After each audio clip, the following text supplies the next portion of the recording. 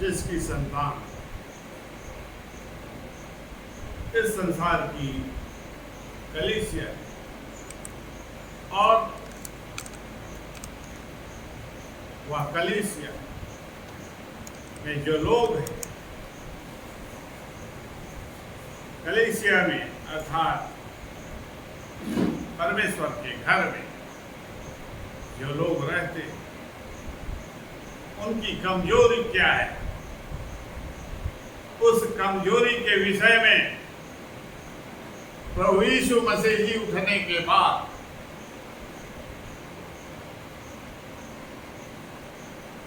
अपने संतानों को, कलीसिया के लोगों को उनकी निर्बलता के विषय में उसने बताया कि संसार में परमेश्वर के 7 घर हैं और परमेश्वर के 7 आत्मा उस 7 घर में रहते, वह उसमें चलता फिरता है। उसने अपना दिवट वहां पर रखा है, वही कलीसिया है। और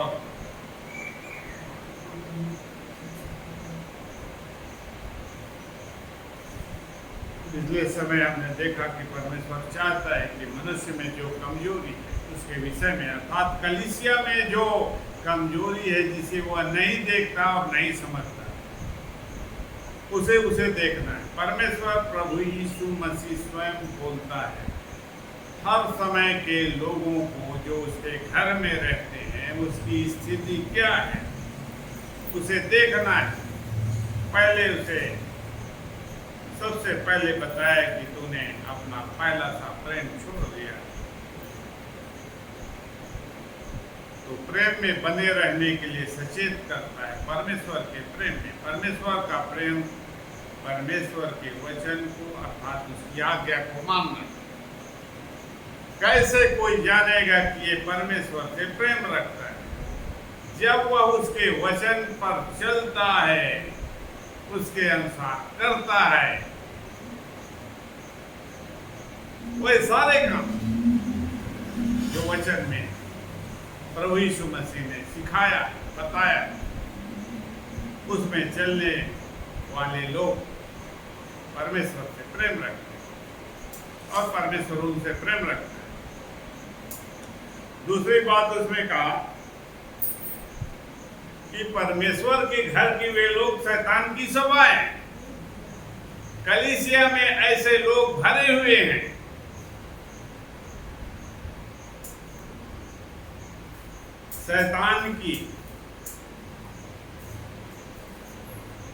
शैतान के स्वभाव से,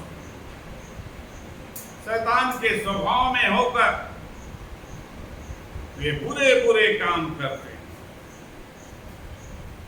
उसके लिए सचेत करता है कि उन्हें परमेश्वर के घर के लोगों को जो उसकी कलीसिया में रहते हैं उन्हें मन फिराना जरूरी, मन फिराना है। परमेश्वर के जो संतान है उसे मन फिराना है। और फिर बताया उसने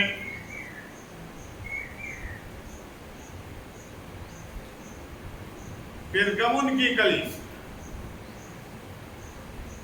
संसार भर में परमेश्वर की 7 कलीसिया हैं और 7 कलीसिया का नियंत्रण स्वर्गदूतों के हाथ में, स्वर्गदूत के हाथ में। वे 7 तारे हैं, 7 कलीसिया को नियंत्रण करने वाले उसके प्रधान हैं। वे हर समय देखते हैं कि किस जगह कौन सा व्यक्ति जो परमेश्वर की संतान है, क्या उसकी स्थिति है, वह क्या कर रहा है, क्या नहीं कर रहा है। तो परमेश्वर के लोगों को इस बात को देखना जरूरी है कि परमेश्वर देख रहा है। तो पिरगमुन की कलीसिया से वह क्या कहता है? पढ़िए 2 अध्याय 12 पद, प्रकाशित वाक्य। पिरगमुन की कलीसिया के दूत को यह लिख, जिसके पास 2 धारी और तेज तलवार है, वह यह कहता है कि मैं यह जानता हूँ कि तू वहाँ रहता है जहाँ शैतान का सिंहासन है, और यहाँ पर शैतान के सिंहासन के विषय में बताया। उस कलीसिया में शैतान का सिंहासन है, अर्थात इस संसार में। तो परमेश्वर के लोग जो इस पूरा संसार में, पूरे जगत में उसकी कलीसिया, उसके लोग, उसकी संतान। और यहाँ पर इस संसार में राजा कौन, किसके अधिकार में यह संसार, ये संसार उस दुष्ट के अधिकार में, उस शैतान के अधिकार में। यहाँ पर परमेश्वर की संतान रहती है और क्या चाहते हैं कि वह शैतान हमारा भला, उसके लिए अच्छे अच्छे कार्य करें, उसे ना मारे ना सताए, उसे ना लूटे ना बर्बाद करे। शैतान ऐसा क्यों करेगा? वो तो चाहेगा परमेश्वर के प्रिय पुत्र, एकलौते पुत्र को उसने किस प्रकार से प्रताड़ित। अब जो लोग मनुष्य हैं उसकी दशा क्या होगी, मनुष्य सोच ले। जबकि परमेश्वर के उस प्रिय पुत्र को शैतान ने इतनी बुरी रीति से प्रताड़ित करवाया और मरवाया, तो एक साधारण मनुष्य की क्या स्थिति होगी? क्योंकि इस संसार में राजा कौन है? राजा तो शैतान ही है, उसकी ही चलेगा। तो यहाँ पर परमेश्वर के लोगों को कहा गया है कि विश्वास, प्राण देने तक विश्वास योग्य बना।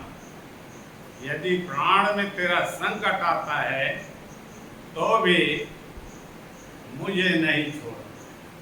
जैसे पुराने समय में दानिएल को मूर्ति के सामने झुकने के लिए कहा, और जो नहीं झुकेगा उसे मार दिया। तो दानिएल उस मूर्ति के सामने नबूकदनेस्सर के द्वारा जो खाक किया गया था उसके सामने वह नहीं झुका।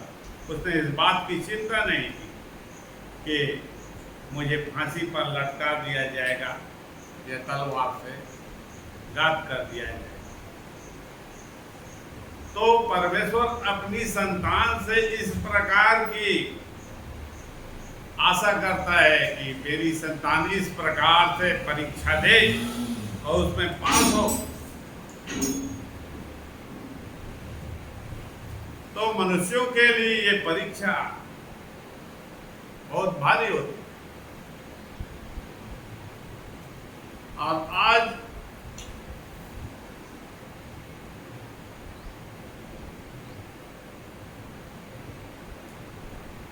थुआतीरा की कलीसिया के विषय में देखें। थुआतीरा की कलीसिया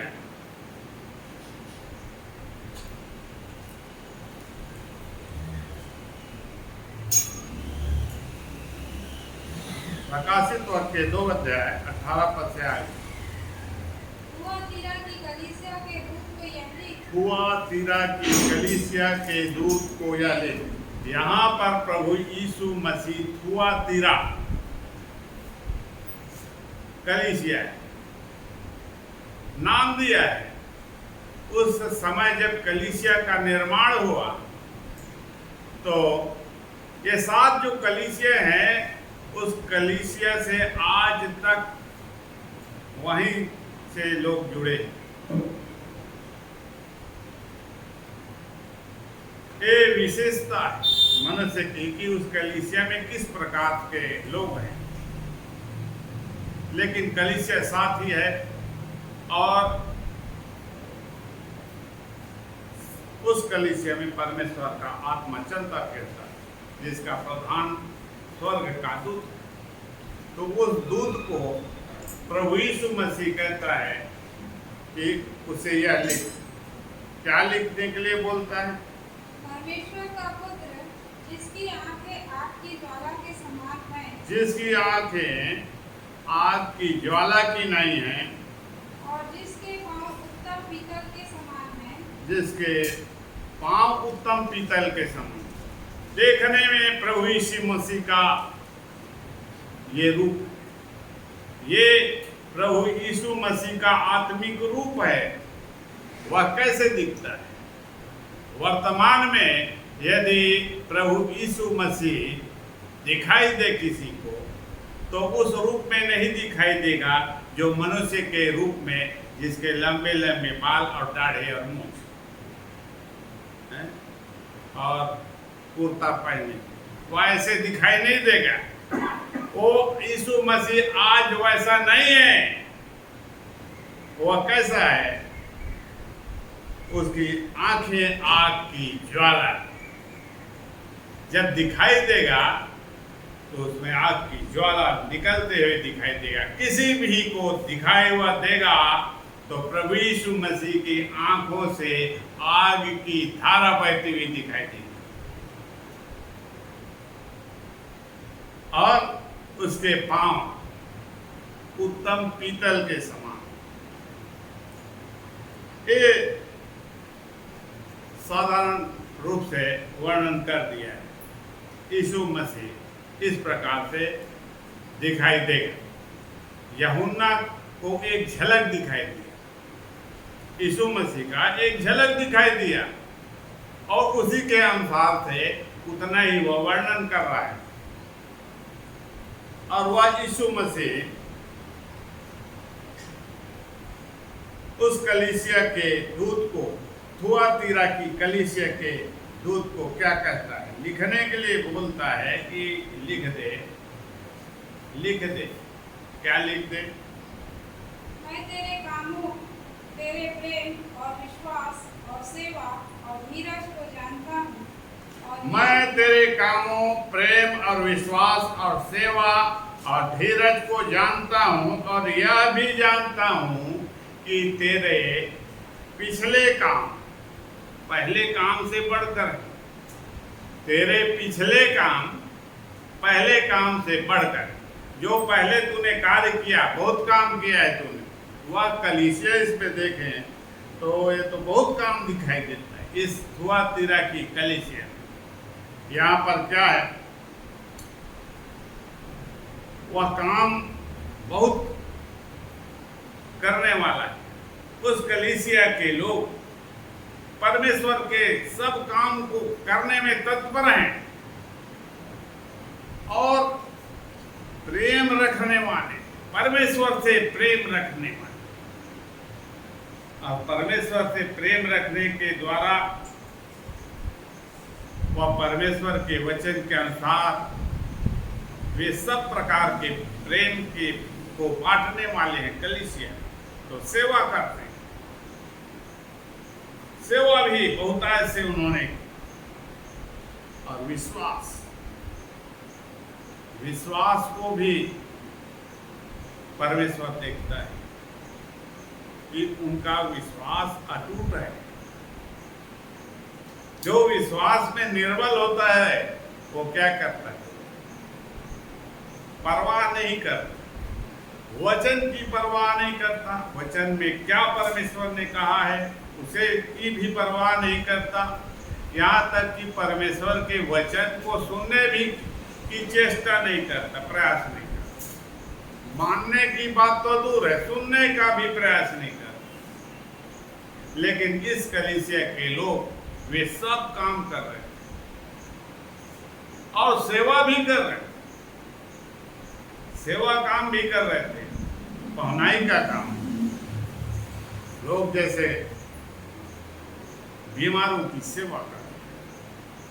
पहले समय में लोग सेवा का काम बहुत करते थे। कोई यहाँ जो सेवा में कार्य करने वाली एक महिला थी, उसका नाम क्या था? Mother Teresa. तो इस प्रकार का सेवा करने वाले लोग अपने पूरे जीवन को सेवा में लगाते, परमेश्वर के लिए, परमेश्वर की आज्ञा मानकर, परमेश्वर की इच्छा मानकर। और आगे क्या कहता है? वह धीरज को भी जानता है। उस कलीसिया के लोगों के धीरज को भी जानता है कि वह धीरज भी धरने वाला मनुष्य है।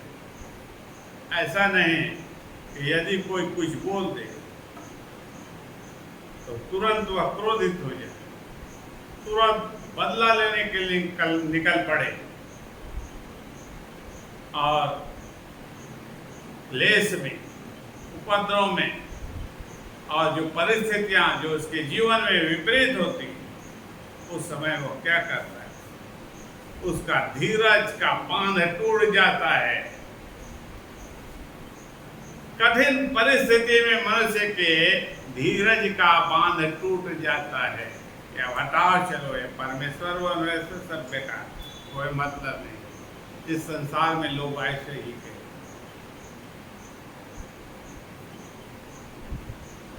कोई परमेश्वर नहीं है, ये सब बकवास। क्यों ऐसा कहते हैं? क्योंकि उनका धीरज टूट गया, क्लेश को वे नहीं सह सके, विपरीत परिस्थितियों के सामने घुटने टेक दिए। लेकिन इस कलीसिया के लोग इन परिस्थितियों में भी पहले से बढ़कर काम किए, पहले से बढ़कर काम किए। ये नहीं कि अब हटाओ, अब जितना हमने करना था कर। लोग क्या कहते हैं कि जितना हमें करना था कर दे, अब बस तुम लोगों का समय है। लेकिन इस कलीसिया के लोग क्लेश में पड़कर और बढ़ चढ़कर परमेश्वर का कार्य करने और अधिक काम करने लगे। ये सब परमेश्वर देख रहा है। ऐसा नहीं है कि उनका परिश्रम व्यर्थ चला गया, परमेश्वर नहीं देख रहा है।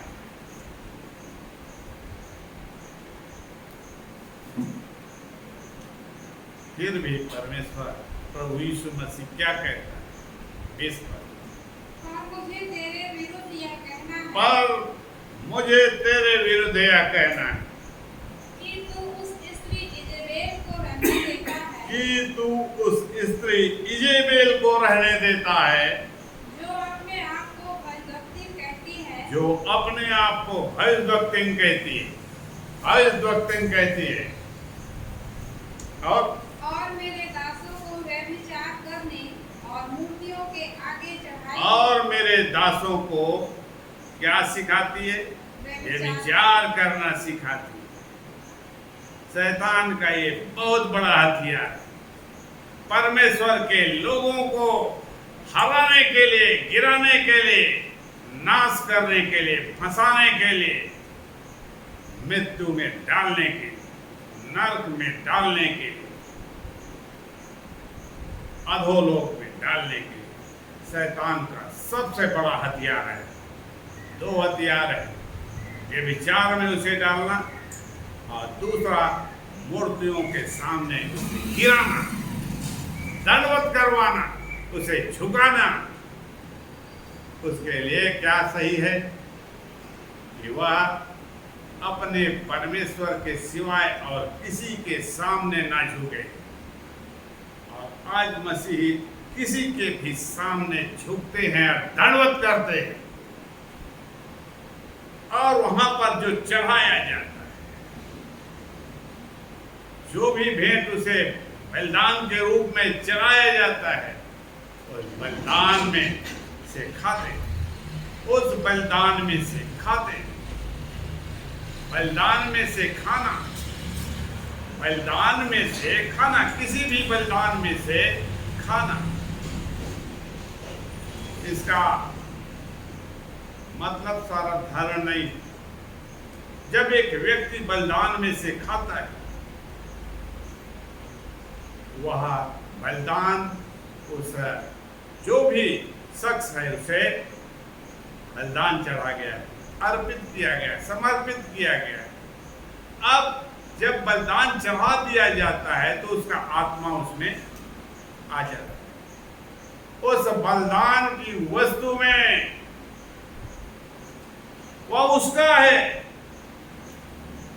भेंट है उसका, उसे ले लेता है और उसे अपने अंदर ले लेता है। उसी वस्तु को वह फिर से दे देता है।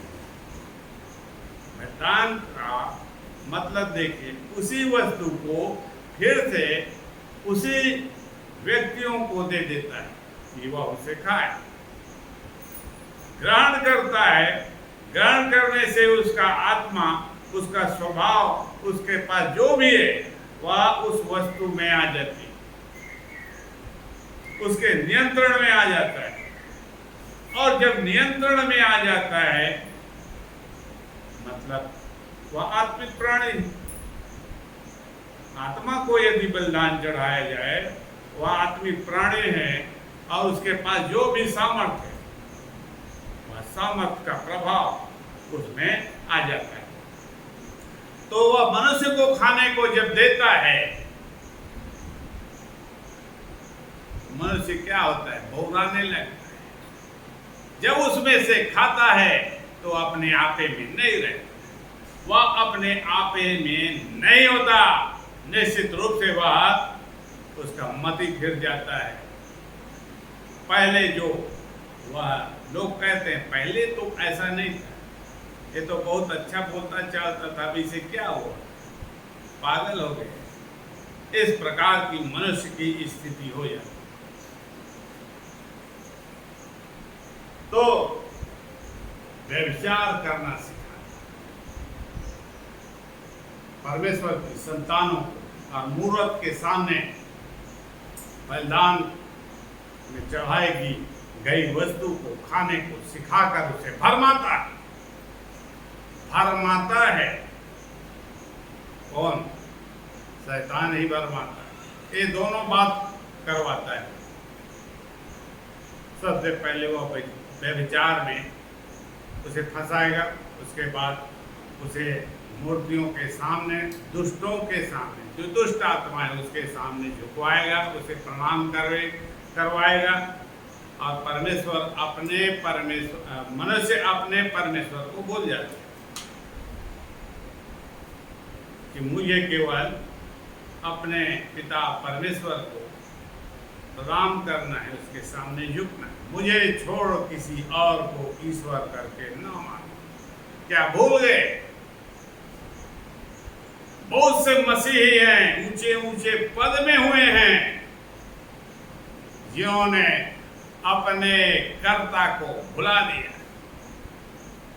अब किसके सामने दंडवत की? बहुत से नाम हैं संसार में, मसीही हैं वे, और ऐसा करते हैं।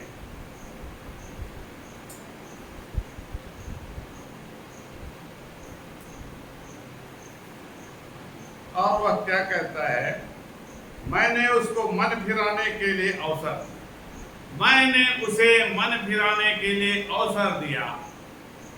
सब मनुष्यों को ऐसा ऐसा जघन्य से जघन्य पाप और अधर्म और अपराध उन्होंने किया।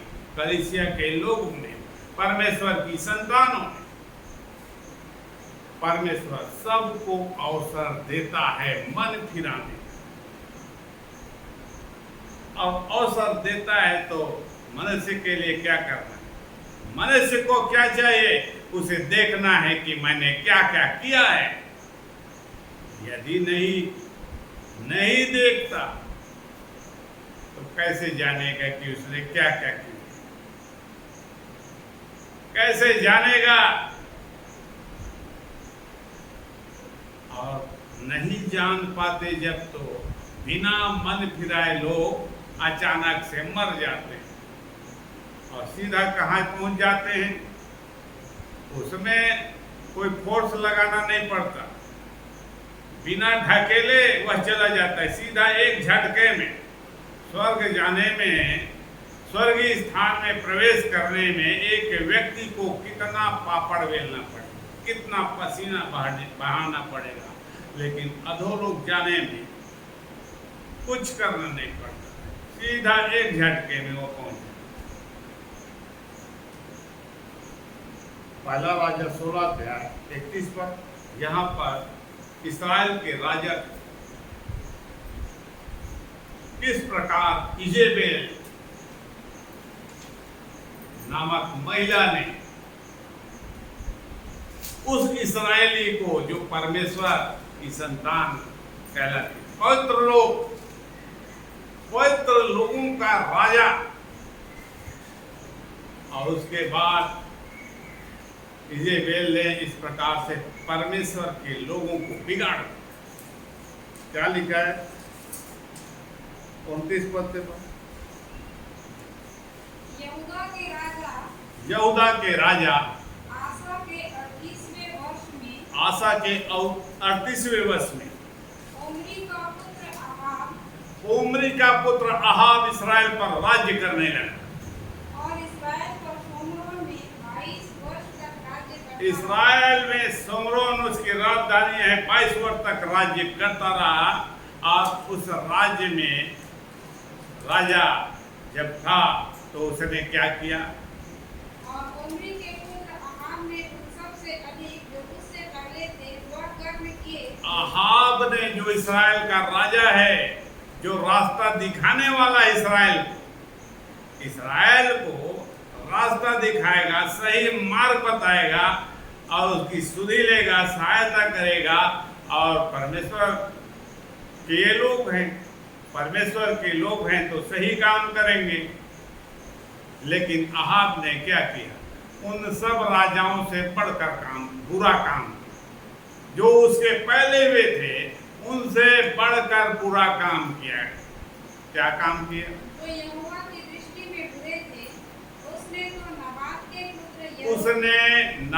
के पुत्र यारोबाम के पापों में चलना हल्की सी बात है। यारोबाम को, यहूदा का राजा भी बुरा है और वह भी गलत काम करता है, गलत निर्णय करता है, गलत रास्ते में चलता है। वह जो कुछ भी वह उसने किया, यहूदा के राजा ने, उससे बढ़कर ये इस्राएल के राजा, उसने यहूदा के राजा के इन बुरे कामों को कोई बड़ी बात नहीं समझे। उसकी दृष्टि में कुछ नहीं है। तो वह क्या किया? उसने क्या किया?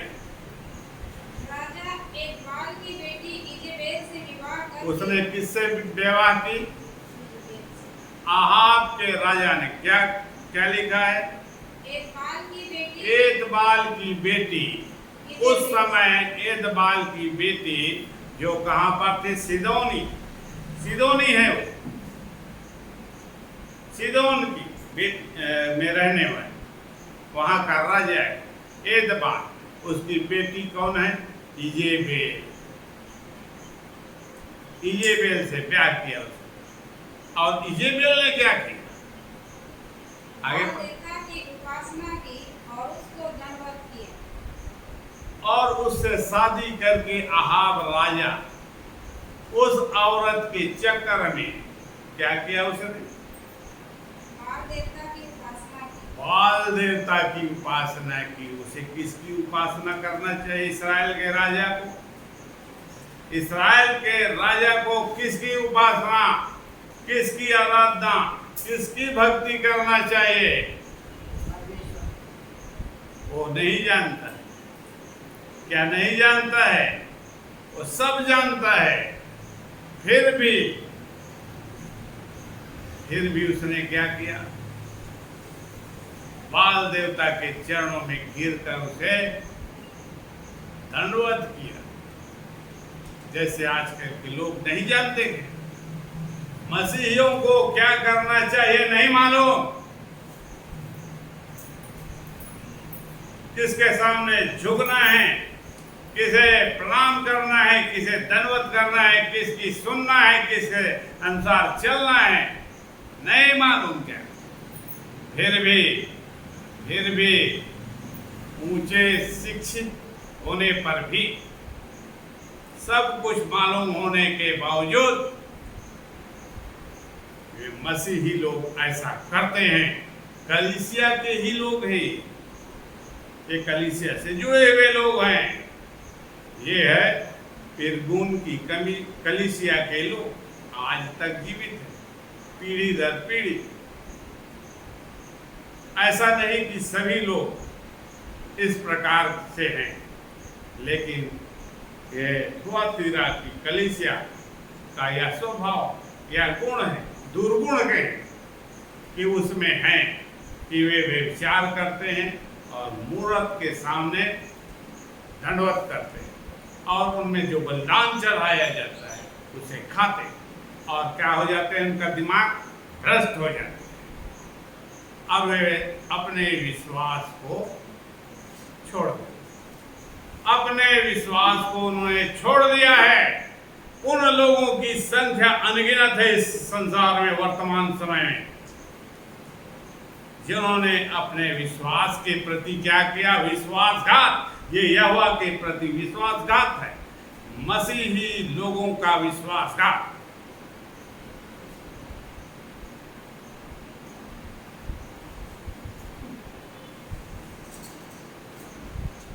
पहला राजा 21 अध्याय 25 पर। पहला राजा 21 अध्याय। सचमुच आहाब के तुल्य और कोई नहीं। यहाँ पर क्या लिखा है, आहाब के तुल्य और कोई नहीं था। इसका इतिहास लिखने वाला क्या लिखता है, आहाब के तुल्य कोई नहीं था। क्यों कोई नहीं था? जिसने अपनी पत्नी इजेबेल के कहने पर वह काम करने को यहोवा की दृष्टि में बुरा है, अपने को बेच डाला था। वे सारे बुरा काम करने के लिए जो यहोवा की दृष्टि में बुरा है, यहोवा की दृष्टि में बुरे बुरे काम जो हैं, उन कामों को करने के लिए आहाब राजा ने अपनी स्त्री के कहने पर अपने आप को बेच डाला। अपने आप को बेच डाला। बेचना, अपने आप को बेचना मतलब, इस संसार में लोग क्या कहते हैं, मुझे कोई खरीद नहीं सकता। लोग क्या कहते हैं, अपने आप को बहुत ईमानदार भी दिखाते हैं, सत्य को अपने प्रकट करते हैं इस प्रकार से कि मैं ऐसा हूं, मुझे कोई नहीं खरीद सका, कोई खरीद नहीं सकता। और यहाँ आहाब राजा ने अपने आप को बेच दिया। राजा ने, उसके पास क्या कमी? राजा, इस्राएल का राजा, उसे किस वस्तु की घटी? वो तो राजा है, लेकिन परमेश्वर ने इस्राएलियों से क्या कहा था, मुझे छोड़ किसी दूसरे को ईश्वर करके ना मान, मैं ही ईश्वर, मेरे सिवाय और कोई ईश्वर या परमेश्वर नहीं है।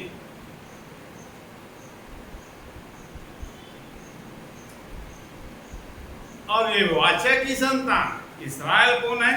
वाचा की संतान। वाचा की संतान मतलब परमेश्वर से जुड़े हुए लोग हैं, उनके साथ परमेश्वर का अनुबंध है।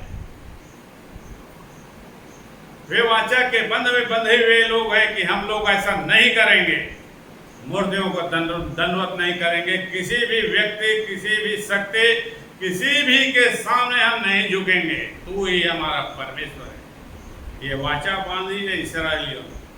और वर्तमान समय में जो लोग परमेश्वर से जुड़ते हैं, इसी प्रकार से वाचा बांधते हैं कि हम नहीं झुकेंगे चाहे हमारा प्राण चले।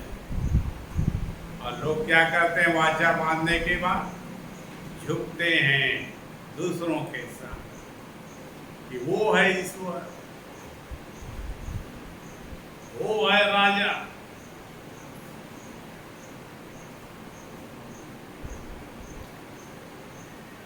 फिर तो काम 15 अध्याय 19 पर, फिर तो के काम 15 अध्याय 29 पर। कि तुम मूर्तों पर बलि किए हुओं से और लहू से और गला घोटे हुओं के मांस से और व्यभिचार से दूर रहो। इनसे दूर रहो तो तुम्हारा भला होगा। यहाँ पर प्रेरितों की पुस्तक है। प्रेरित यहाँ पर रेफरेंस क्या दे रहा है? पौलुस।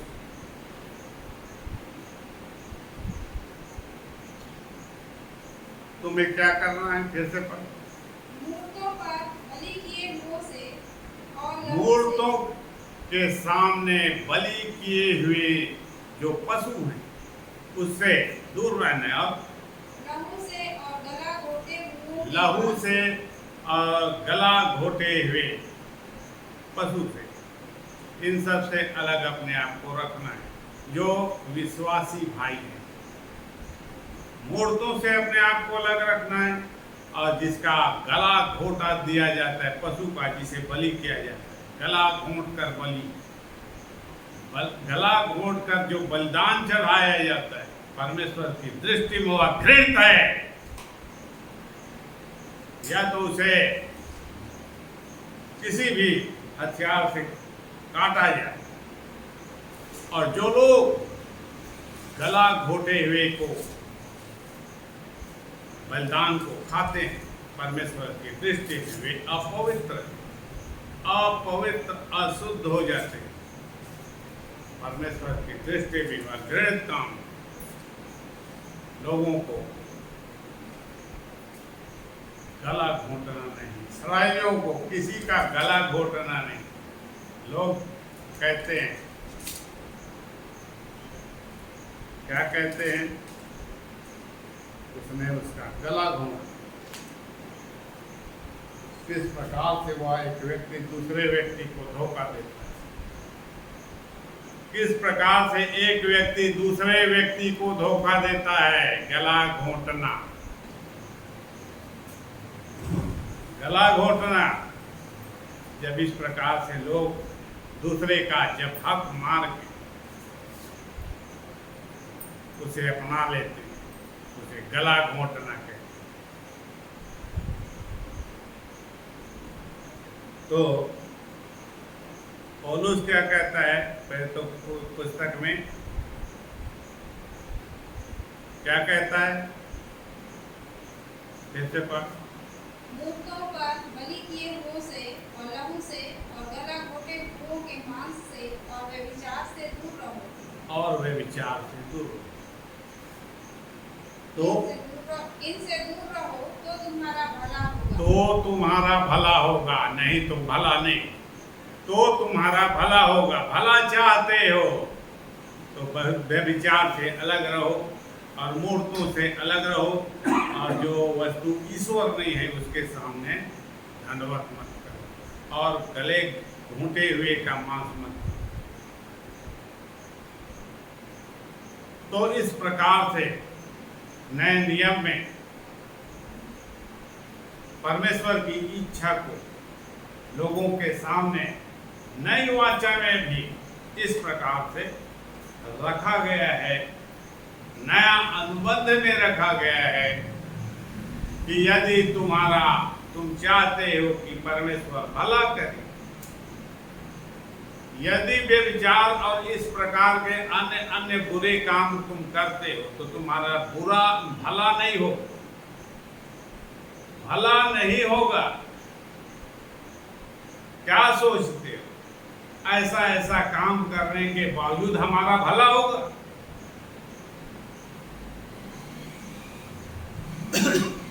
नहीं होगा। तो परमेश्वर की भलाई को पाने के लिए एक मनुष्य को परमेश्वर के उस वचन पर ध्यान देना जरूरी है। उसे देखना है कि परमेश्वर क्या कहता है, क्या चाहता है। और परमेश्वर सिखाना चाहता है। उस समय से लेकर अभी तक वर्तमान समय में कलीसिया के लोगों को परमेश्वर सिखाना चाहता है। और क्या कहता है? मैंने तो उन्हें अवसर देना चाहा।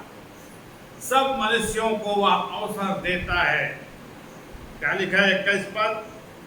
मैंने उसको मन फिराने के लिए अवसर दिया, मैंने उसको मन फिराने का अवसर दिया, पर वह अपने व्यभिचार से मन फिराना नहीं चाहती। पर वह अपने व्यभिचार से मन नहीं फिराना चाहिए।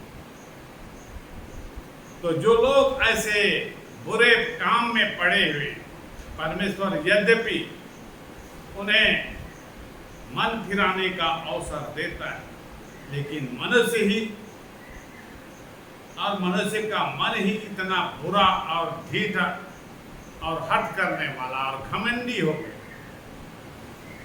परमेश्वर से वह हट करता है कि मैं ऐसा नहीं करूं, मुझे मन फिराने की कोई जरूरत नहीं है, मैं जैसा हूं ऐसा ही ठीक हूं। और तुम कौन हो? तुम्हें किसने ईश्वर बना दिया?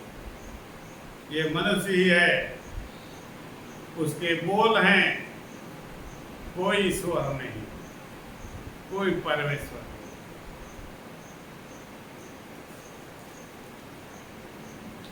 परमेश्वर फिर भी मन फिराने के लिए कहता है। ये नियम है, कानून है, स्वर्गीय कानून। यदि उस कानून के विरोध में एक आदमी काम करेगा तो वचन उसे, यीशु मसीह उसे सिखाता है कि ऐसे ऐसे काम करने वाले लोग, ऐसे ऐसे काम करने वाले लोग जो कानून के, परमेश्वर के कानून के या वचन में जो कानून लिख दिया है उसे क्या मिटा सकता है? पाप की मंजूरी तो मृत्यु। क्या कोई मिटा सकेगा? उसने पाप किया, मनुष्य पापी हो गया तो कानून को मिटा देगा, कानून को मिटा देगा, कानून नहीं मिटता। यीशु मसीह ने क्या कहा है कि आकाश और पृथ्वी टल सकते हैं, हट जाएंगे, कोई बड़ी बात नहीं है आकाश और पृथ्वी, लेकिन मेरा वचन उसके एक मात्रा और बिंदु नहीं हटने वाला। तो पाप कैसे हट जाएगा? मनुष्य मिट जाएगा, परमेश्वर का वचन नहीं मिटेगा। उसका मतलब क्या हुआ? प्रभु यीशु मसीह के कहने का मतलब क्या हुआ? यदि मनुष्य परमेश्वर या न्याय आसन के सामने दोषी यदि ठहर गया तो बचने वाला नहीं है। इसीलिए उसने दूत ठहराए हैं यीशु मसीह ने कि मेरी कलीसिया को देख और देख रेख कर उन्हें बता क्या वे लोग इस प्रकार का काम कर रहे हैं, और उन्हें सिखाना है, समझाना है। यदि वे इसके बावजूद नहीं सीखते, यदि परमेश्वर की नहीं सुनना चाहते, मसीही होने पर भी, जैसे आप पवित्र समाज, पवित्र देश का वह राजा है, उसने नहीं सुना। उसने परमेश्वर के लोगों को एक फौज खड़ी कर दी, व्यभिचारियों का समाज बना दिया, मूर्ति पूजकों का समाज बना दिया, अपराध अधर्म कुकर्म करने वालों के का इतनी संख्या में उन्हें बढ़ा दिया।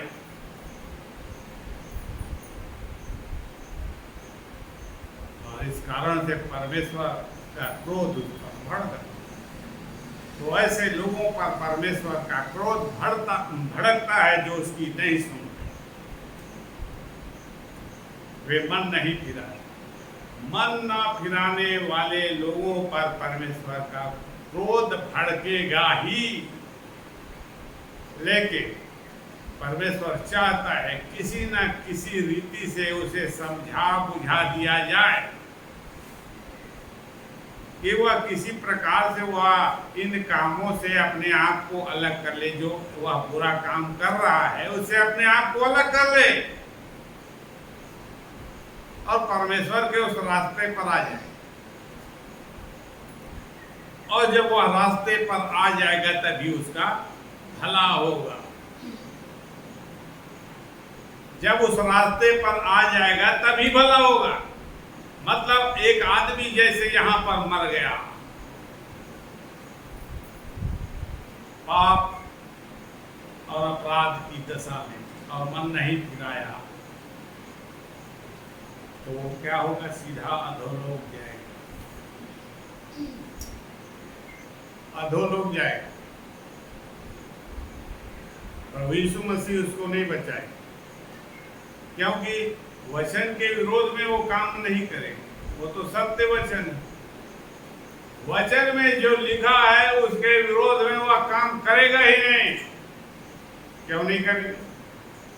वचन में के विरोध में आकर यीशु मसीह जब पापी ठहरा दिया गया क्रूस में, न्याय के द्वारा उसे पापी ठहराया गया, अपराधी गिना गया, तो परमेश्वर ने क्या किया? उसे छोड़ दिया। परमेश्वर ने उसे छोड़ दिया। तो अपने प्रिय पुत्र को जब उसने नहीं छोड़ा, तो क्या कलीसिया के उन लोगों को छोड़ देगा जो पापी, अधर्मी, कुकर्मी और सब प्रकार के काम करने? तो लोग जो मसीही हैं इस धोखा में ना रहें कि हम तो मसीही हैं और हमने बपतिस्मा ले लिया और चर्च में चंदा भी देते हैं, दान भी देते हैं, हमारे लिए तो स्वर्ग का राज्य पक्का हो गया है, हमें कोई नहीं हटा सकता। लेकिन 22 पद में क्या कहता है? देख, मैं उसे रोग शैया पर डालता हूँ, और जो उसके साथ व्यभिचार करते हैं, यदि वे भी उसके से कामों से मन न फिराएंगे, तो मैं उन्हें बड़े क्लेश में डालूंगा। तो इस प्रकार से परमेश्वर हर प्रकार का हथियार भी अपनाता है। क्या हथियार? एक मसीही को लाइन में लाने के लिए वह उसे बड़े क्लेश में डाल देगा, बड़े से बड़े क्लेश में डाल देगा, और लोग वह मनुष्य छटपटाने लगे, अरे मेरे साथ ये क्या हो गया? मैं तो मसीही हूं, मैं तो परमेश्वर का भक्त हूं, मैं तो परमेश्वर की संतान हूं, प्रतिदिन मैं आराधना करता हूं, मेरे साथ ऐसा बुरा कैसे हो? क्यों बुरा नहीं होगा? आराधना करने बस से मनुष्य बच नहीं सकता। जो बुरे काम वह कर रहा है, उस बुरे काम से अपने आप को जब तक अलग नहीं करेगा, बुरे काम जो कर रहा है उससे अपने आप को अलग करके मन नहीं फिराएगा, तब तक वह क्लेश और संकट उसके जीवन में आते रहेंगे। और यहां पर भी वह नहीं मानेगा तो क्या हो? यहां पर भी वह यदि नहीं मानता है, मन नहीं फिराना चाहता है, तो परमेश्वर का सब्र का तो बांध टूट गया, तो वह और कड़ाई करेगा। क्या कड़ाई करेगा? 23 पद, मैं उसके बच्चों को मार डालूंगा, तब सब कलीसियाएं जान लेंगी कि हृदय और मन का परखने वाला मैं। फिर से पढ़, मैं उसके बच्चों को मार डालूंगा, मैं उसके बच्चों को मार डालूंगा। कितनी बड़ी बात परमेश्वर कहता है प्रभु यीशु मसीह से, प्रभु यीशु मसीह के द्वारा, कि मैं उसके बच्चों को मार डालूंगा। लोग क्या कहते हैं? परमेश्वर तो जीवन देता, परमेश्वर तो जिलाएगा, परमेश्वर तो चंगा करेगा, परमेश्वर तो शुद्धि करेगा। यहाँ कहाँ ऐसा करेगा। यहाँ तो वह क्या कहता है, मैं उसके बच्चों को मार डालूंगा। परमेश्वर क्या कहता है, प्रभु यीशु मसीह क्या कहता है, मैं उसके बच्चों को मार डालूंगा यदि वह मन नहीं फिरा, यदि वह नहीं सुधरा, यदि वह नहीं सुधरा तो उसकी कीमत उसके बच्चे को चुकानी पड़ेगी। परमेश्वर से उसने वाचा बांधी। परमेश्वर से एक मनुष्य जिसने वाचा बांधी है, परमेश्वर से छूट के कैसे भाग सकता है। उसे लाइन में लाने के लिए कितना कड़ा निर्णय लेता है परमेश्वर। मैं उसके बच्चों को मार डालूंगा। तो क्या ये कोई साधारण बात है? क्या ये कोई साधारण बात है, हल्की बात है किसी मनुष्य के लिए? लोग इसी प्रकार से परमेश्वर मार देता है। लोग समझ नहीं पाते कि हमारे साथ ऐसा क्यों हो गया। ये तो अभी जवान, इसने तो अभी दुनिया नहीं देखी, फिर क्या हो गया? जवान था, अच्छा भला था, सब कुछ ठीक ठाक था, उसके साथ ऐसा क्यों हो गया?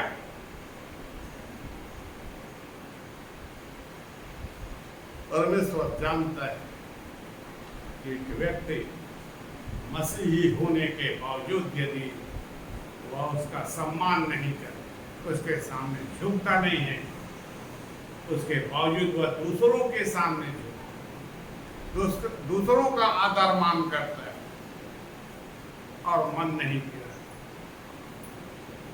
बुरे बुरे काम को मन लगा कर करता है, तो परमेश्वर किसी भी व्यक्ति के साथ कुछ भी कर सकता है। किसी भी मनुष्य के साथ, अपनी संतानों के साथ, कहीं पर भी कुछ भी कर देगा और लोग छाती पीटते रह जाएंगे।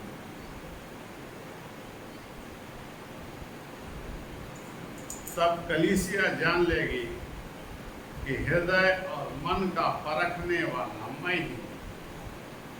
तब कलीसिया जान लेगी, जब ऐसा कर दूंगा तब उनकी आंखें खुलेगी, कलीसिया के लोगों की आंखें खुलेगी।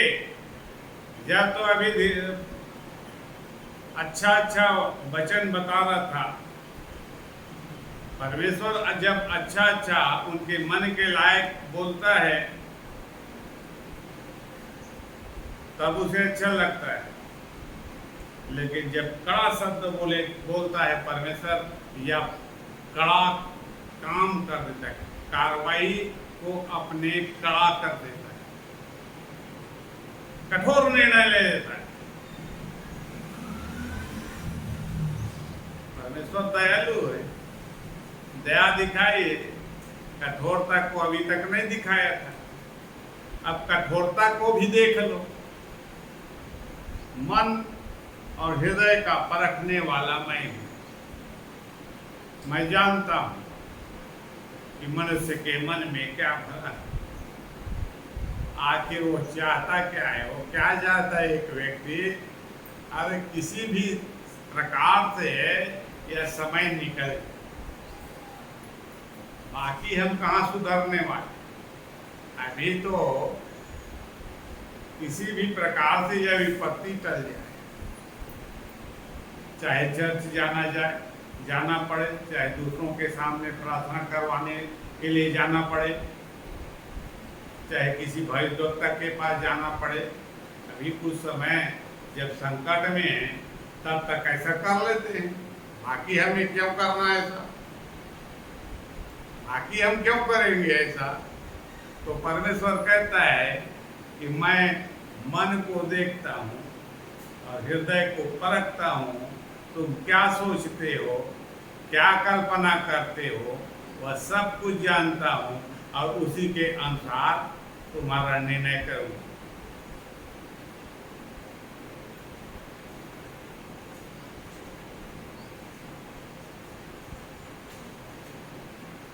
पहला कुरिन्थी 10:20।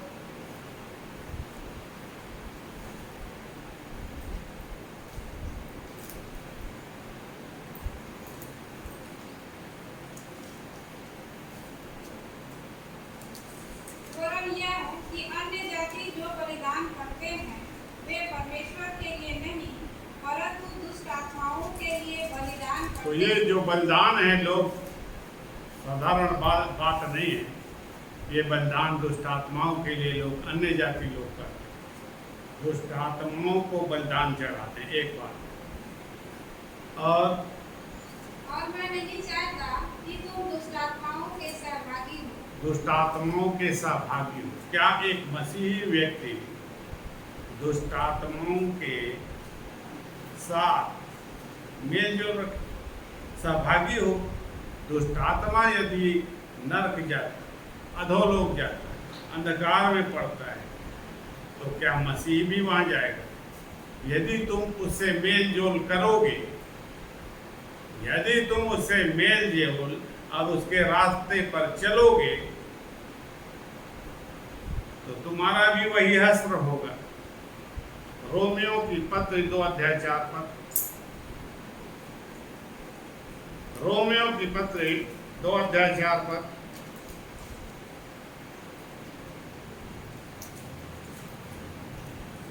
क्या तू उसकी कृपा और सहनशीलता और धीरज रूपी धन को तुच्छ जानता है?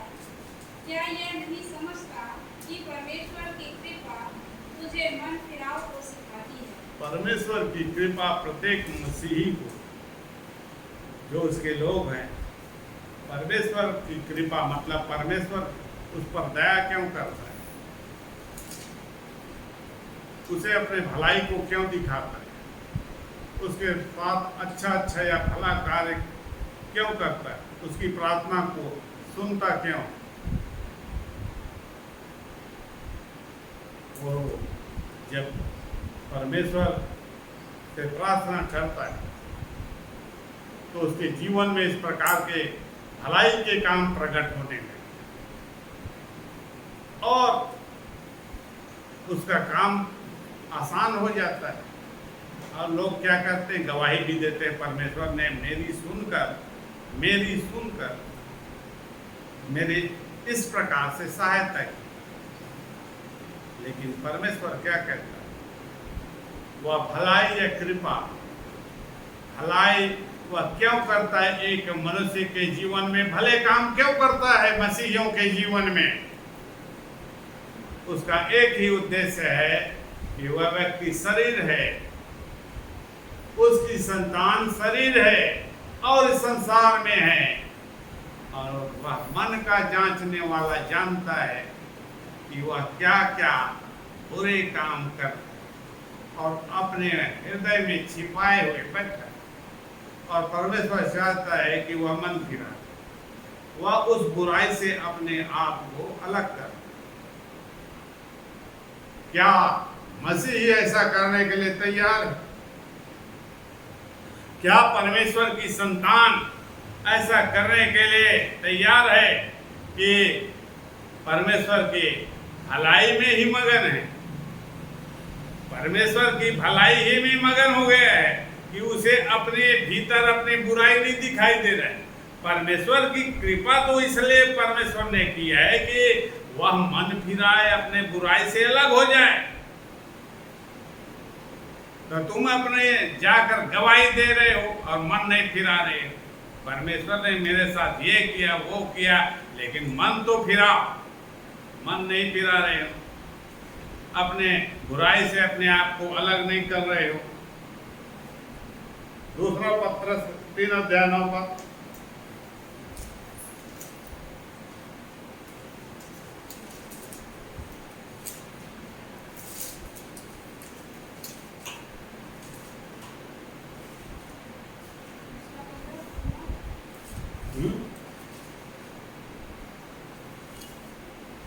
दूसरा पत्र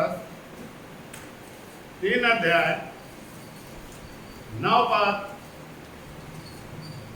प्रभु अपनी प्रतिज्ञा के विषय में देर नहीं कर, प्रभु अपनी प्रतिज्ञा के विषय में देर नहीं कर, जैसी देर कुछ लोग समझते हैं, जैसे कुछ लोग समझते हैं कि परमेश्वर देरी करता है, सुनता नहीं है।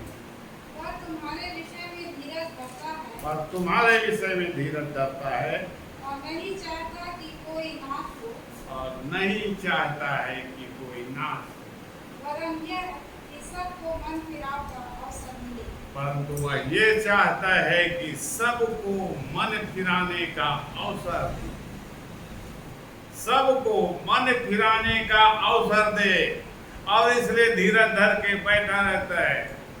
ये व्यक्ति तो इतना बुरा है, इतने बुरे बुरे काम कर रहा है, यद्यपि मसीह है, लेकिन परमेश्वर जानता है कि परमेश्वर उसके विषय में धीरज धर रहा है, अपने भलाई के द्वारा उसे समझाने का प्रयास कर रहा है कि किसी प्रकार से वह मन फिरा ले। इसी प्रकार से परमेश्वर की भलाई को जानकर लोग पर जब परमेश्वर की भलाई को पाते हैं तो उनका मन कायल हो जाता है, टूट जाता है, और वे परमेश्वर की ओर देखने लगते हैं, परमेश्वर को पुकारने लगते हैं, परमेश्वर की आराधना करने लगते हैं, परमेश्वर से प्रार्थना करते हैं। यही चाहता है परमेश्वर कि एक व्यक्ति अपनी बुराई से फिर कर मन फिरा ले, जिससे वह नाश न हो। अनंत काल की जो मृत्यु है, अनंत काल की मृत्यु के विषय में बताता है परमेश्वर का वचन।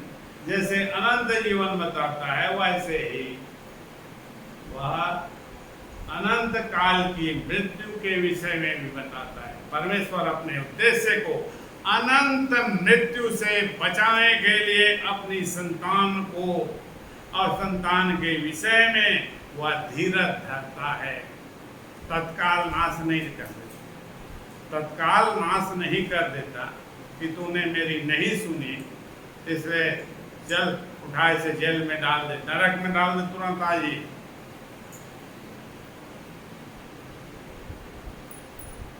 ऐसा परमेश्वर नहीं करता, लेकिन वह धीरज धर के उसकी सहायता है। यद्यपि मनुष्य कुछ भी बोले, कुछ भी उसकी बुराई को वह सह लेता, उसकी कठोरता को सह लेता है, उसके हट को सह लेता है, उसके विद्रोह को सह लेता है। जैसे संसार भर के लोगों के इस प्रकार के कामों को उसने सह लिया, उसके बावजूद उसने मन फिराने का अवसर दिया। तो मन संसार भर के लोगों को दिया, तो अपनी संतानों को कैसे छोड़ देगा? नाश नहीं होने देना चाहता, यद्यपि वह उसे बचाने के लिए, उसके परिवार को बचाने के लिए उसके बच्चे को मार भी दे, मार देगा कि यह मन फिरा है, इसे तो बचाना है। यदि नहीं मारूंगा इसके बच्चे को तो ये तो अपने परिवार सहित पहुंच जाएगा अधोलोक में। तो परमेश्वर की भलाई को बहुत से लोग तुच्छ जानते हैं और सोचते हैं परमेश्वर मेरे समान, मेरे समान सोचता है। परमेश्वर मूर्ख है।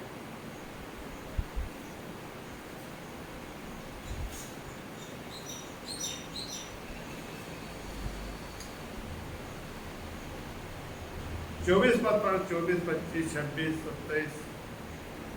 पर तू थुआतीरा के बाकी लोगों से जितने इस शिक्षा को नहीं मानते और उन बातों को जिन्हें शैतान की गहरी बातें कहते हैं नहीं जानते, यह कहता है कि मैं तुम पर और बोझ न डालूंगा। थुआतीरा के लोगों पर मैं और बोझ नहीं डालूंगा। वे इन सब बातों को शैतान की गहरी बातें जानकर, मतलब गहरी बातें, बहुत से कलीसिया के लोग सोचते हैं कि उसने ये कर दिया, उसने ये कर दिया, उसने जादू कर दिया, उसने तंत्र चला दिया, कुछ भी कर दिया।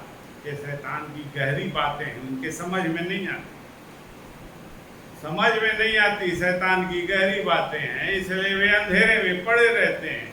ज्ञान की कमी है, परमेश्वर के का ज्ञान की कमी उसके जीवन में है। इस कारण से परमेश्वर उन लोगों के विषय में क्या कहता है, मैं उन लोगों पर जो नहीं जानते, नहीं समझते, उन पर अधिक बोझ नहीं डालूंगा, बल्कि मैं साफ साफ बता देता हूँ क्यों नहीं? कहा, हाँ। जो तुम्हारे पास है उसको मेरे आने तक थामे रहो, जो जय पाए और मेरे कामों के अनुसार। क्या कहता है? पर हाँ, तेरे पास जो है उसे मेरे आने तक थामे। तुम्हारे पास क्या है? तुम्हारे पास क्या है उसे थामे रह मेरे आने तक। यदि नहीं थामता है मेरे आने तक तो तुम्हारे साथ कुछ हो जाए। तो कैसे थाम? वे मसीह क्या करते हैं? उसके हाथ से फिसल जाता। परमेश्वर ने, प्रभु यीशु मसीह ने जो उद्धार उसके हाथ में दिया, एक मनुष्य, उस मनुष्य के हाथ में उस उद्धार को दे दिया। अब उस उद्धार को व्यभिचार और मूर्तों के सामने झुकने के कारण उसके हाथ से वह छूट गया। क्या छूट गया? उद्धार छूट गया। किस कारण से? व्यभिचार में पड़ने के, मूर्तों के सामने बलि खाने के कारण, उसका सम्मान का आदर मान करके उसके सामने झुकने के कारण उद्धार छूट गया। तो जो कुछ तुम्हारे पास है, तुम्हें मिला है, उसे पकड़े रहो। उस उद्धार को मेरे आने तक पकड़े रहो। यही तुम्हारा धन है। यदि इसे छोड़ देते हो तो तुम कहीं के नहीं रहोगे। 26 पर, जो जय पाए जो जय पाए और मेरे कामों के अनुसार, और मेरे कामों के अनुसार अंत तक करता रहे, अंत तक करता रहे, मैं उसे जाति जाति के लोगों पर अधिकार दूंगा। मैं उसे जाति जाति के लोगों के ऊपर अधिकार दूं। जो जय पाए, जो जय पाए, जो अंत तक थामे रहेगा उद्धार को। मेरे स्वामी के आने में तो अभी देर है, तब तक मैं दूसरा काम निपटा लेता हूँ। तो चला गया व्यभिचारियों के पास, चला गया मूर्ति पूजकों के पास, और रंग रंग के धर्म अपराध करने वालों के पास, और जो हाथ में है वह उसके हाथ से छूट गया। तो लोग क्या करते हैं? लोग बुरे लोगों के पास जैसे जाते हैं तो उसके पास जो है उसे वही लूट लेते हैं। जैसे तुम्हारे पास पैसा, तो बुरी संगति क्या करेगी? वहां पर जो लोग बुरे लोग हैं, सबसे पहले तो तुम्हारा पैसा तुमसे लूट लेंगे। तुम्हारे हाथ से निकल गया दारू पीने के कारण। इसी प्रकार तो 27 पर, और वह लोहे का राजदंड लिए हुए उनका राज्य करेगा। जिस प्रकार कुम्हार के मिट्टी के बर्तन चकनाचूर हो जाते हैं, मैंने भी ऐसा ही अधिकार अपने पिता से पाया है। जैसे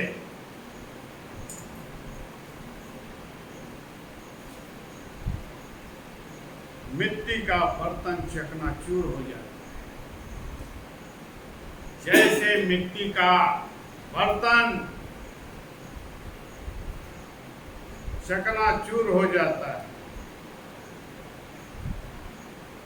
वह लोहे का राजदंड क्या करता है? मिट्टी के बर्तनों को चकनाचूर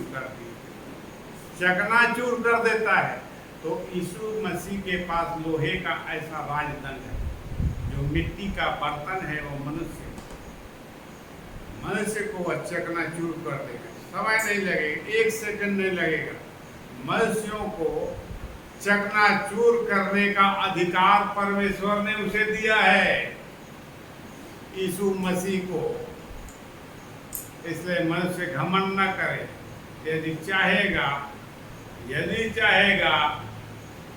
यदि धीरज नहीं धरेगा अपने संतानों के विषय में, तो 1 सेकंड में अपने उस लोहे के राजदंड से सब मसीहियों को क्या कर देगा? चकनाचूर कर देगा, पीस डालेगा, खत्म कर देगा। वह उसके हाथ में। उसे मारने का भी और जिलाने का भी अधिकार उसके पास है। तो मनुष्य के लिए क्या अच्छा है? मनुष्य के लिए क्या अच्छा है? मन फिराना।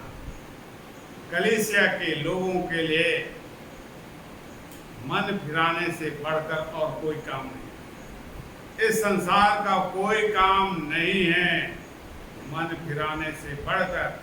यदि वह नहीं फिराएगा मन तो चकनाचूर कर देगा। प्रभु यीशु मसीह उसे चकनाचूर कर देगा और उसका हवा नहीं जाएगा। आज का वचन यही है।